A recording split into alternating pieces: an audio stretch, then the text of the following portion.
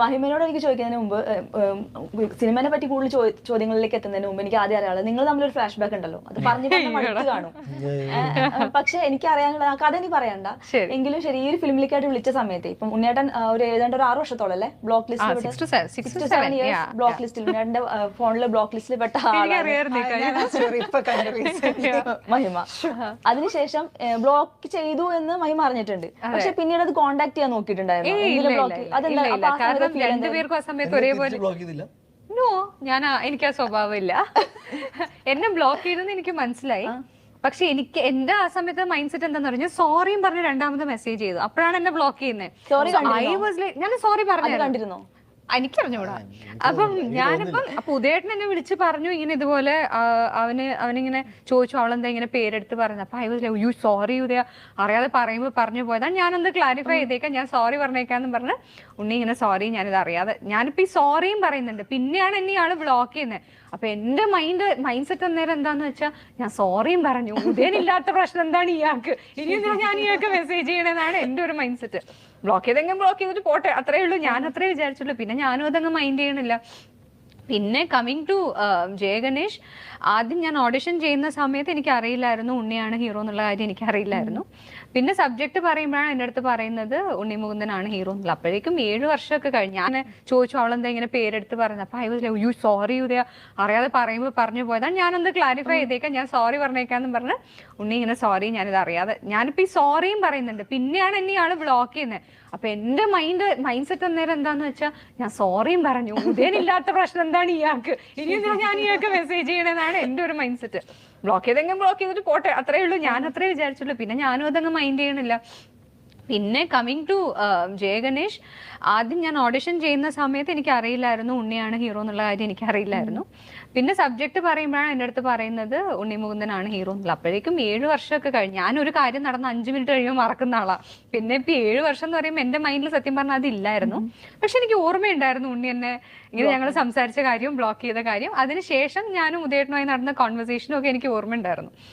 പക്ഷെ അപ്പോ കഥ കേൾക്കുമ്പോ എന്റെ മൈൻഡിലുണ്ടായിരുന്ന എന്താന്ന് വെച്ചാൽ മാളികപ്പുറം കഴിഞ്ഞിട്ട് ഹിറ്റ് കൊടുത്തു വെക്കുന്ന ഒരു ഹിറ്റ് ഹീറോ ആണ്. അപ്പൊ Y wouldn't I say yes? അപ്പം ഇതൊന്നും അന്നേരം എന്റെ മനസ്സിലില്ല. നല്ലൊരു സബ്ജക്റ്റ് ആണ്, എനിക്ക് നല്ലൊരു കഥാപാത്രമാണ്, നല്ല ഹീറോ ആണ്, നല്ല എന്താ പറയുക കമേഴ്ഷ്യൽ വാല്യൂ ഉള്ള ഒരു ഹീറോ ആണ്, നല്ല ഡയറക്ടറാണ്. അപ്പൊ ഇതൊക്കെ വെച്ച് നോക്കുമ്പോൾ ഇതൊന്നും സത്യം പറഞ്ഞാൽ ഞാൻ ഓർത്തില്ലായിരുന്നു അന്ന്. പിന്നെ ഭയങ്കര ഒരു ഓക്വേർഡ് മൊമെന്റ് ആയിരുന്നു ഞങ്ങള് പൂജയ്ക്ക് മീറ്റ് ചെയ്യും. പിന്നെ ഞങ്ങൾ അപ്പോഴാണ് മീറ്റ് ചെയ്യുന്നത്. പഴയ കാര്യങ്ങളല്ലേ, കാരണം ഞങ്ങൾ ഇത് എങ്ങനെ ഒന്ന് അതായത് നമുക്ക് രണ്ടുപേർക്കും അറിയാം ഈ ബ്ലോക്ക് ചെയ്ത് ഞങ്ങൾ 7 വർഷമായി സംസാരിക്കണില്ല എന്നുള്ള കാര്യം ഞങ്ങൾക്ക് രണ്ടുപേർക്കും അറിയാം.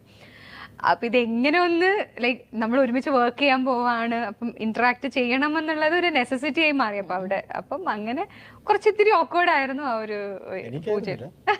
ഫസ്റ്റ് ഒരു ഫീലിംഗ് എന്തായിരുന്നു, മഹിമയാണ് ഓപ്പോസിറ്റ് വരാൻ പോകുന്നത്? ഞാൻ എന്ത് ചെയ്തു എന്നറിയോ, Unni was standing right in front of me. അപ്പോഴാണ് അജയ് ചേട്ടൻ വരുന്നത്. അപ്പൊ ഉണ്ണിക്കിപ്പോ എന്റെ അടുത്ത് എങ്ങനെ, കാരണം ഉണ്ണിയാണല്ലോ എന്നെ ബ്ലോക്ക് ചെയ്തത്, അപ്പൊ എന്റെ അടുത്ത് എങ്ങനെ സംസാരിക്കണം എന്നുള്ള പ്രശ്നം ഒബ്വിയസ് ആയിട്ട് ഉണ്ടാവും.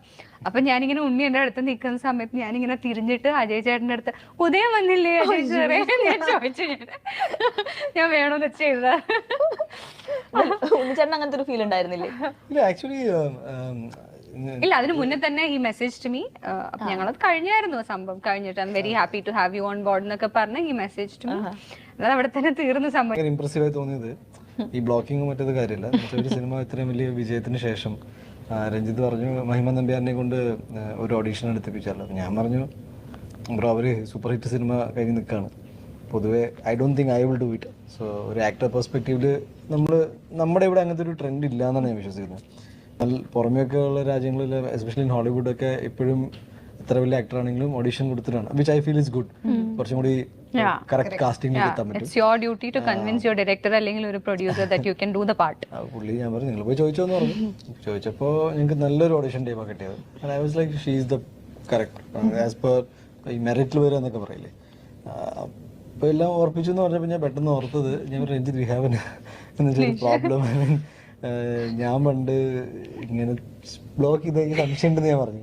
അയാൾ പറഞ്ഞപ്പോൾ എന്താ അത് നിങ്ങൾ തമ്മില്ല, ഞാൻ എൻ്റെ സിനിമ ഞാൻ എന്നെ ഇതിൽ ഇൻവോൾവ് ആക്കേണ്ടത്. പിന്നെ ഞാൻ കൺഫേം ആയോ എല്ലാ കാര്യങ്ങളൊക്കെ ഒഫീഷ്യലി കൺഫേം ആയതിനു ശേഷം ഞാൻ ഒന്നും അറിയാത്ത പോലെ hello welcome on board. So when I click send it say please unblock. Block തന്നെയാണല്ലോ എപ്പോഴും. ഞാൻ മറന്നു കേട്ടോ അപ്പൊ തന്നെ. പിന്നീടാണ് ഞാൻ റിയലൈസ് ചെയ്ത് ഇങ്ങനെയാണ്. അപ്പൊ എന്നോട് ഉദയേട്ടനെ ചോദിച്ചു, നിന്നെ അവൾ എന്തിനാ കോൺടാക്ട് ചെയ്തെന്ന് എനിക്കറിയാം. ഞാൻ എനിക്കറിയില്ല. അല്ല, നിനക്ക് പട്ടിക്കുട്ടികളെ ഇഷ്ടമാണെന്ന് അറിഞ്ഞ് ഷീ ഹാസ് എനിക്ക് 2 റോട്ട് വെയിലേഴ്സ് ഉണ്ട്. അപ്പൊ അതിന്റെ ബ്രീഡറാണ് ചോദിച്ചത് അവരുടെ പുതിയ ലിറ്റർ എന്നുള്ളതിൽ ഒരു കുട്ടീനെ they wanted to gift him. അത്രേ ഉള്ളൂ. എനിക്ക് അതുമായിട്ട് ഒരു ബന്ധമില്ല. ഞാൻ പറഞ്ഞു ചേട്ടാ ഞാൻ കേട്ടില്ല. പിന്നെ എന്നെ സംബന്ധിച്ച് അങ്ങനെ തിങ്കിങ് ഡിഫറെന്റ് തിങ്സ്. പിന്നെ പുള്ളിക്കാരത്തി ഓൺ ബോർഡ് വന്നു. I think the best thing for Jai Ganesh is that Nidhi എന്ന ക്യാരക്ടർ ആര് ചെയ്യണം. So you won't believe more than എൻ്റെ ഓർമ്മയിൽ തന്നെ ഞാനൊരു 500 വീഡിയോ ടിപ്സ് ഞാൻ കണ്ടിട്ടുണ്ട്. സോ രഞ്ജിത്ത് ഒരുപാട്, അപ്പോൾ പുള്ളിക്ക് ഇങ്ങനത്തെ ഒരു ക്യാരക്ടർ ചെയ്യാൻ ഇങ്ങനത്തെ ഒരാൾ തന്നെ വേണമെന്നുണ്ടായിരുന്നു. ചില സ്പെസിഫിക് ഡയലോഗ്സ് ഇങ്ങനെ പറയണമെന്നുണ്ടായിരുന്നു. എനിക്കും ഒരു പോയിന്റിൽ തോന്നി ആ ക്യാരക്ടർ അങ്ങനെ പറഞ്ഞാൽ നന്നായിരിക്കും. സാധാരണ സിനിമയിൽ വന്നു പോകുന്ന ഫീമെയിൽ ക്യാരക്ടേഴ്സ് അല്ല രണ്ടുപേരും ചെയ്തേക്കണേ. ദാറ്റ് ഈസ് ഒരു നായകൻ, അതിനെ ചുറ്റിപ്പറ്റി നിൽക്കുന്ന ഫീമെയിൽ ക്യാരക്ടേഴ്സ് അങ്ങനെയല്ല. Even Rumal has a very strong, ഇതുവരെ കാണാത്ത രീതിയിൽ